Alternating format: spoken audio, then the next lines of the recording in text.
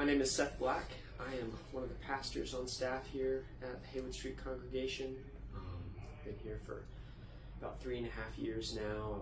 I was an intern living in respite for a year before going to seminary. This was about 8 years ago, and yeah, I was lucky enough to be hired back as a pastor after I graduated. So what the Mercy League means to me, at the core of the Mercy League is an attempt to offer radical hospitality to all who come onto our campus, regardless of one's state of mind or being. Part of the reality of urban ministry is that crisis happens, whether that is induced by psychosis or intoxication, sleep deprivation, or somebody just having a bad day. Folks show up to our campus, in all states. And so what the Mercy League does is go towards those folks who are maybe struggling that day.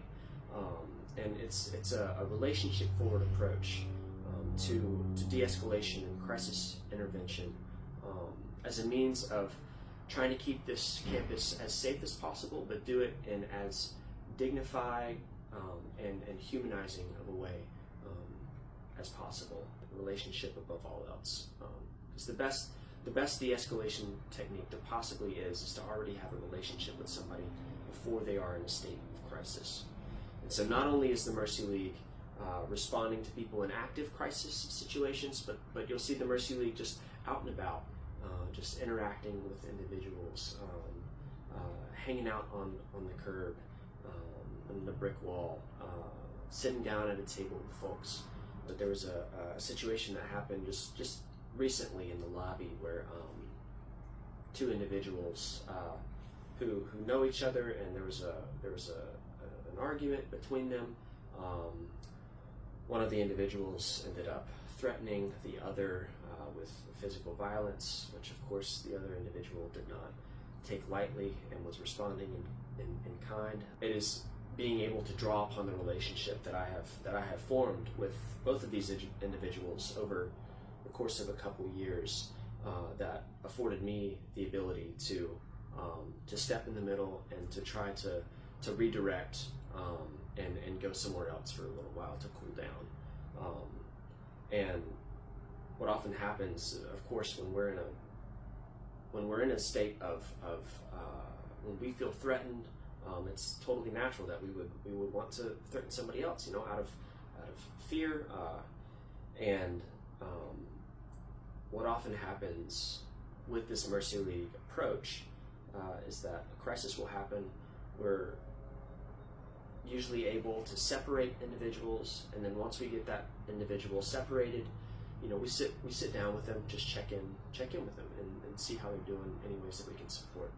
And with this individual in particular that I was able to redirect and sit down with, he immediately offered an apology and just an explanation of what happened, and he was in a much better place after that.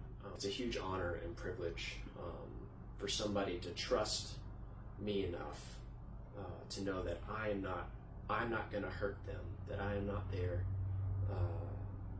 to hurt. I'm not there to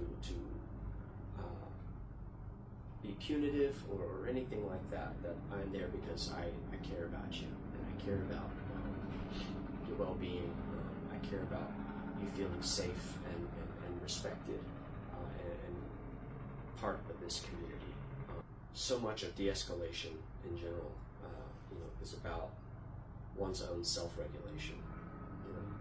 How we show up to crisis has a direct effect on our ability to de-escalate a situation or not, because we serve as mirrors to one another. Mm-hmm. And I think the greatest tool that someone can utilize in order to help de-escalate a situation, the greatest tool is one's own regulated nervous system. Not always perfect, and we are human beings, and we can get flustered.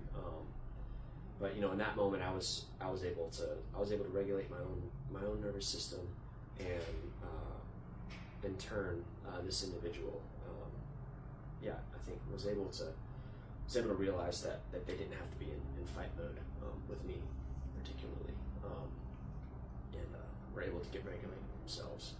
The folks who feel the least welcome everywhere else in town feel the most welcomed here. Folks who are used to gazes being averted at the stoplight, used to people stepping over them as they're sleeping on the sidewalk, used to seeing people cross the other side of the road, perhaps that they're having a psychotic episode, used to the police being called on them. We want the individuals who feel most unseen, most marginalized, and most unwelcomed to feel welcomed here. And I think Mercy League is a crucial part of ensuring that welcome happens. Yeah, I'm so grateful for Wayne and James and Michelle and all who are involved in the Mercy League here. I think it is the work of love.